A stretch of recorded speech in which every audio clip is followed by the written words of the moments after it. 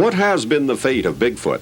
That's an important question here in Stevenson, Washington, where in the surrounding area of Skamania County there have been so many sightings of Sasquatch that over the years this area has been simply tabbed Bigfoot country.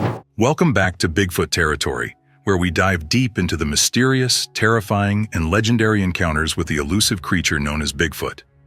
Today we're heading to one of the most infamous hotspots for Bigfoot sightings, Mount St. Helens.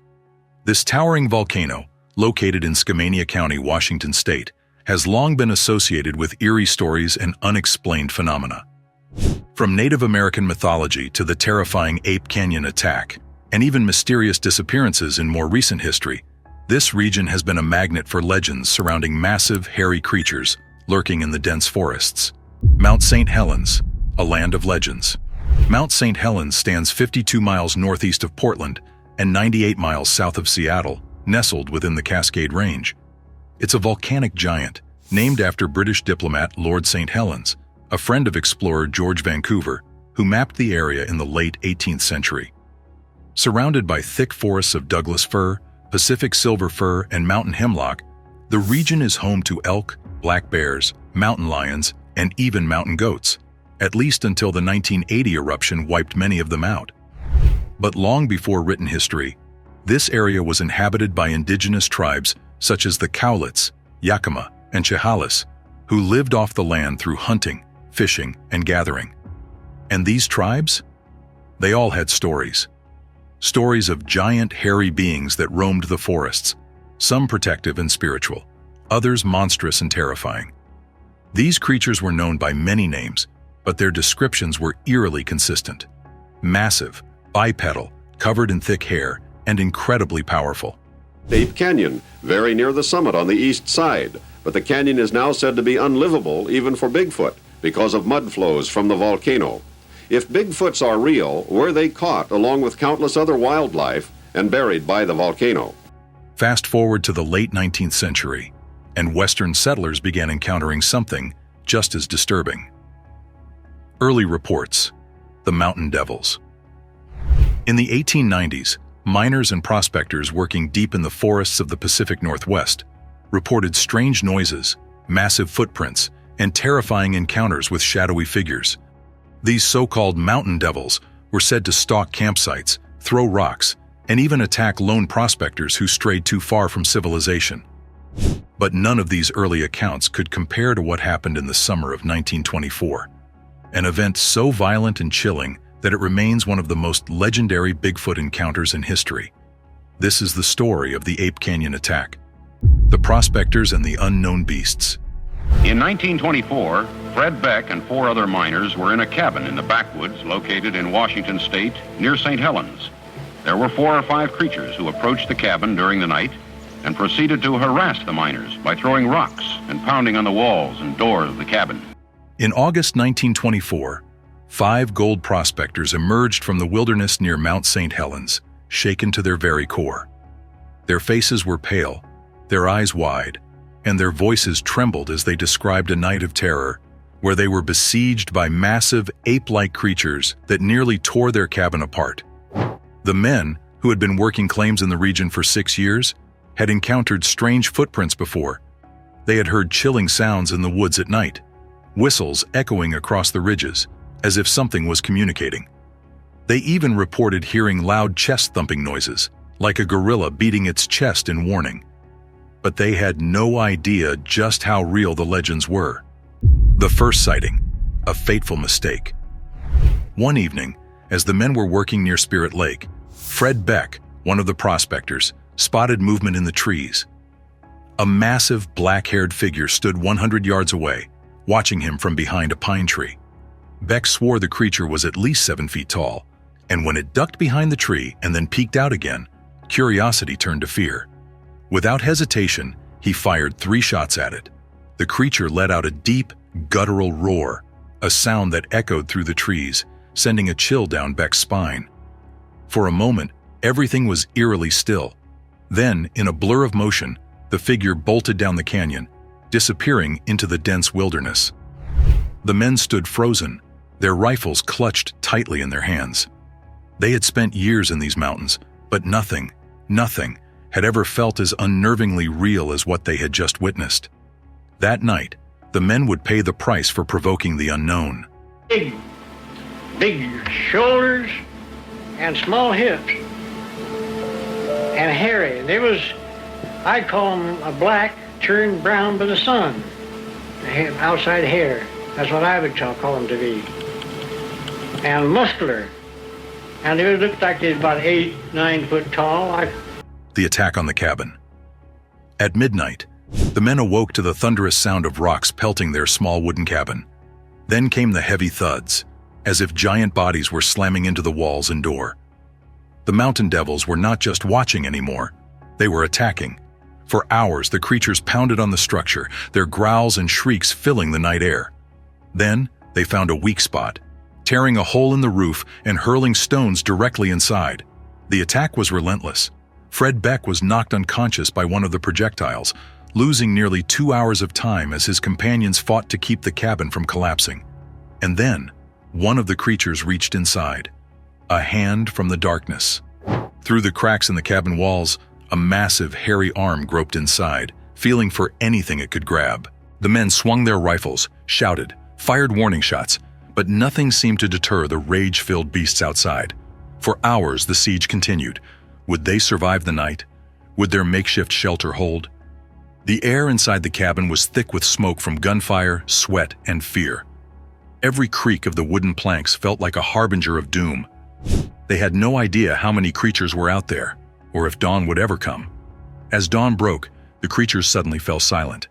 The assault ended as abruptly as it had begun. With no time to waste, the prospectors grabbed what they could and fled the cabin, running down the mountain as fast as their shaken legs could carry them. A story too unbelievable? When the men reached civilization, their story was met with both fascination and skepticism. Newspapers in Washington and Oregon quickly picked up the tale, and interviews with native elders confirmed that their tribes had long spoken of these massive creatures. One Cowlitz elder described the beings as between 6 and 10 feet tall, covered in thick, dark hair, and extremely territorial. But in 1924, the term Bigfoot didn't even exist. It would take another 30 years before the legend truly gained traction. Forgotten until the 1960s. For decades, the Ape Canyon Attack faded into obscurity. The terrifying encounter was passed around in local storytelling circles, but the general public had all but forgotten about the event.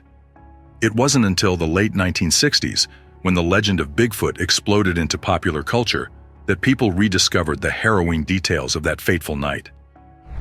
Television programs, newspapers, and cryptid enthusiasts began revisiting old reports, and the story of the miners under siege in a remote cabin on Mount St. Helens resurfaced. Perhaps no one was more influential in bringing Ape Canyon back into the spotlight than Fred Beck himself. Years after the attack, he wrote and published a book titled I Fought the Ape Men of Mount St. Helens, in which he provided his first-hand account of the horrific night. His retelling of the attack captivated cryptid researchers, solidifying the Ape Canyon story as one of the greatest Bigfoot encounters ever recorded. We heard a shrill, peculiar whistling each evening. We would hear it coming from one ridge, and then hear an answering whistling from another ridge. We also heard a sound which I could best describe as a booming, thumping sound, just like something was hitting itself on its chest. Yet, as Bigfoot fever swept the nation, Mount St. Helens remained a place of mystery and fear. Stories of strange noises in the woods, enormous footprints, and shadowy figures continued to emerge. Hunters, loggers, and hikers whispered about sightings of massive creatures, always at the edges of their vision, always just beyond the reach of definitive proof. Then, in 1963, nearly 4 decades after the infamous attack, something happened that sent chills through the region once again. The disappearance of Joe Carter. One of the most unsettling, unsolved mysteries in the history of Mount St. Helens took place in the early 1950s when Joe Carter, a seasoned mountaineer, vanished without a trace. Unlike the prospectors of 1924, Carter was not a gold miner or a Bigfoot believer. He was an experienced outdoorsman, well-versed in the dangers of the wild. According to the Longview Times, Carter's disappearance remains a mystery to this day. Bob Lee, a well-known Portland mountaineer, recalled the bizarre details. On the way down the mountain, Carter left the other climbers at a landmark called Dog's Head at the 8,000-foot level. He told them he would ski around to the left and take a picture of the group as they skied down to the timberline. That was the last anyone ever saw of him. When Carter failed to reappear, his companions grew concerned and retraced their steps, hoping he had simply taken a different route or had fallen behind. But there was no sign of him. The next morning, searchers discovered a discarded film box near the location where Carter had last been seen. This confirmed that he had indeed stopped to take his final photograph. But from there, things took a disturbing turn. His footprints told a chilling story. They indicated he had jumped over deep crevasses, crossed areas that no experienced skier would have willingly attempted, and finally raced toward the sheer cliffs of Ape Canyon. The vanishing at Ape Canyon. When searchers reached the canyon's edge, they were stunned by what they found, or rather, what they didn't find. Carter's tracks went straight down the steep canyon walls, but his body was nowhere to be seen. We combed the canyon from one end to the other for 5 days. Sometimes there were as many as 75 people in the search party. The terrain was dangerous, but no evidence of Carter, no clothing, no gear, no remains, was ever discovered. It was as if he had simply disappeared into thin air. The official search continued for 3 weeks. Planes were flown overhead, teams of volunteers scoured the area, and experienced mountaineers attempted to retrace his possible path. Nothing. Finally, with no leads, no remains, and no further evidence, authorities called off the search. Bob Lee, the veteran mountaineer who had helped organize the effort, gave a chilling statement to reporters. "We finally came to the conclusion that the apes got him." A pattern of fear? Carter's disappearance raised more questions than answers. Had he fallen victim to an unfortunate accident, slipping into the canyon where his body was never found? Was there another explanation, one that tied back to the terrifying events of 1924? The region surrounding Ape Canyon had long been regarded as dangerous and mysterious, with Native American oral histories describing forest giants that lurked in the wilderness. The miner's tale of being attacked by massive hairy creatures decades earlier only fueled speculation that Carter had encountered something in those woods that shouldn't have been there. And if so, was he running for his life? The lingering legends of Ape Canyon. Reports from 1963 frequently referenced the eerie history of Ape Canyon, a place that had long been shrouded in mystery and fear. Stories whispered through generations, tales of strange creatures, violent encounters, and unexplained disappearances, were suddenly being connected to modern-day events. One article from the Longview Times provided chilling insight into the area's long-standing reputation. The Ape Canyon search area is the subject of much local legend and folklore. Ancient Indian tales tell of a race of ape men who once inhabited the valley where Carter's tracks were first seen from a plane. Indian storytellers say the ape-like monsters were the last remnant of a race that roamed the area before the arrival of native tribes.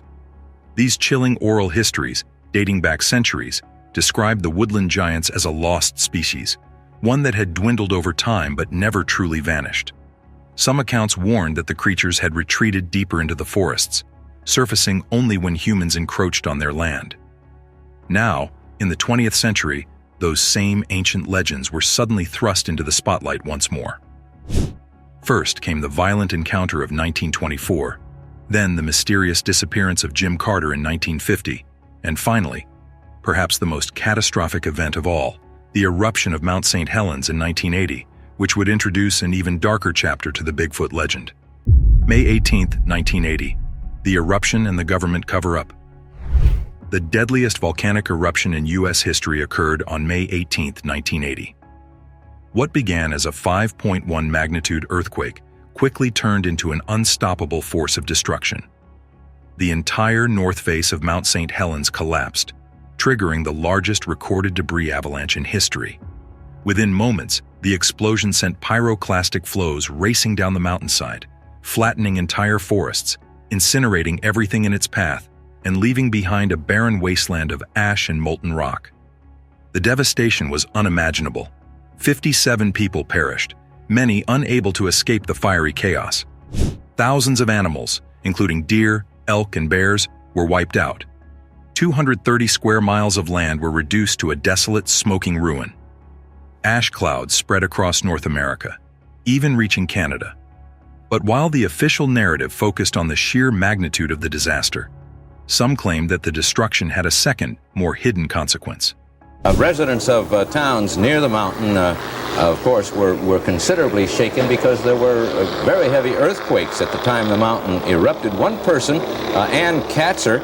We do understand that those floodwaters coming down the Toutle River Valley have hit a bridge along Interstate 5. The secret military involvement, Bigfoot bodies. As emergency teams scoured the area for survivors, strange reports began to emerge. Witnesses claimed they had seen something among the wreckage. Large hair-covered bodies, charred but unmistakably humanoid, were recovered from the blast zone. But the recovery of these bodies was anything but standard procedure. Some military personnel, speaking anonymously, described what happened next. The bodies were covered with tarps and quickly transported away from public view. Armed personnel guarded the site, preventing any unauthorized access. Rescuers were ordered to keep quiet under threat of severe consequences. The remains were shipped to an undisclosed location, never to be seen again. These reports baffled and disturbed those who had been on the scene. Why the secrecy? If these were just burned animals, why the military involvement? Not all of them were dead. Some versions of the story go even further. Not all of the Sasquatch had perished in the eruption. According to anonymous witnesses, some of the creatures had survived, badly burned, injured, and barely clinging to life. But rather than leaving them to die, something even stranger happened. Soldiers and emergency workers were sent on rescue missions, not just for human survivors, but for these mysterious beings. Reports surfaced of injured Sasquatch being transported under heavy security to undisclosed medical facilities. Some claim to have seen military doctors treating massive cloaked figures in restricted areas of the base camps. One particularly disturbing account suggested that high-ranking military officials arrived on the scene within hours of the eruption, issuing direct orders regarding the handling and transport of these beings. But where were they taken? Where did the survivors go? Some speculate that the surviving creatures were relocated to remote areas of the Cascades. Others believe they were placed under government protection on Joint Base Lewis McChord, a 86,000-acre military installation in Washington, with vast stretches of forested terrain, the perfect place to hide something big. Of course, official reports deny everything. Requests under the Freedom of Information Act have turned up nothing. But the rumors have persisted for decades, and to this day, the region around Mount St. Helens remains one of the most active Bigfoot hotspots in North America. Recent sightings and mysterious evidence. Even in the 21st century, the strange and unexplained encounters around Mount St. Helens persist. While skeptics continue to dismiss the idea of an unknown species roaming the Pacific Northwest, reports of large bipedal creatures with piercing red eyes, unnatural agility, and eerie howls keep surfacing. The dense forests, winding mountain trails, and remote wilderness seem to be the perfect environment for a species adept at staying hidden from human eyes. Yet, every so often, evidence emerges. The Skookum Cast, 2000. In September 2000, deep within the Gifford-Pinchot National Forest, a team of Bigfoot researchers made a startling discovery. While setting out fruit and meat as bait in an effort to attract a possible Sasquatch, they came across something far more valuable than they had expected. At first glance, it appeared to be a large impression in the soft ground, but upon closer inspection, the researchers realized that this wasn't just a footprint, it was an entire body print. Dubbed the Skookum Cast, the massive imprint measured several feet across and appeared to include the buttocks, forearm, thigh, and heel of a large, unknown primate. The level of detail in the cast was so striking that scientists were called in to analyze it. Veteran Bigfoot researchers, including Dr. Jeff Meldrum and Dr. Grover Krantz, examined the cast and determined that it showed anatomical features consistent with a large primate, one far bigger than any known species in North America. With everybody else present, that it certainly looks like a Sasquatch was thrashing around on the ground there. There's times we may have proof, even without a picture, proof of DNA evidence of a North American ape. What made the Skookum Cast even more compelling was the fact that hairs were found within the impression, along with traces of plant debris that suggested something had been lying in the mud for some time. Despite repeated attempts by skeptics to dismiss it as the mark of an elk or bear, no credible debunking has ever been put forward. To this day, the Skookum cast remains one of the most significant pieces of Bigfoot evidence ever recorded, standing as a silent but haunting reminder that something truly massive may be lurking in the wilderness of Mount St. Helens. Recent sightings, 2021 to present. Even in modern times, reports of Sasquatch sightings continue to emerge from the region surrounding Ape Canyon, Mount Hood, and the Blue Mountains. Hunters, hikers, and travelers moving through these remote areas often describe the sensation of being watched, accompanied by strange wood knocks, guttural growls, and massive footprints found along riverbanks and forest trails. One such case occurred on October 17, 2021, when a motorist traveling near Mount St. Helens pulled over on a quiet back road to stretch his legs. As he stepped out of his vehicle, he noticed a set of enormous footprints embedded in the dirt beside the road. Each print measured nearly 18 inches long, with clear toe impressions and a depth that suggested something heavy had passed through the area recently. Feeling an uneasy sense of dread, the motorist quickly snapped several photos before retreating to the safety of his car. Only days later, on October 22, 2021, the Bigfoot Field Researchers Organization, BFRO, documented a report from Stevens County, Washington. A group of campers had been sitting around a fire late at night when they suddenly heard heavy footsteps approaching from the tree line. One of the witnesses, an experienced outdoorsman, described seeing an 8-foot-tall figure covered in dark, shaggy hair standing just beyond the firelight. The creature swayed side to side, seemingly observing them for several seconds before vanishing into the darkness with impossible speed. Despite their efforts to capture the creature on camera, the moment passed too quickly, and all they were left with were their own shaken testimonies. Investigators later visited the site and found several disturbed patches of earth, broken branches, and what appeared to be a partial footprint near the tree line. Yet, as with so many Bigfoot sightings before it, the creature remained elusive, leaving behind only a trail of questions. Even more recently, in April of 2023, a lone hiker in the Blue Mountains claimed to have filmed a towering, shadowy figure moving through the trees at dusk. The footage, though grainy, showed something enormous walking on 2 legs, its long arms swinging with an unmistakable fluidity.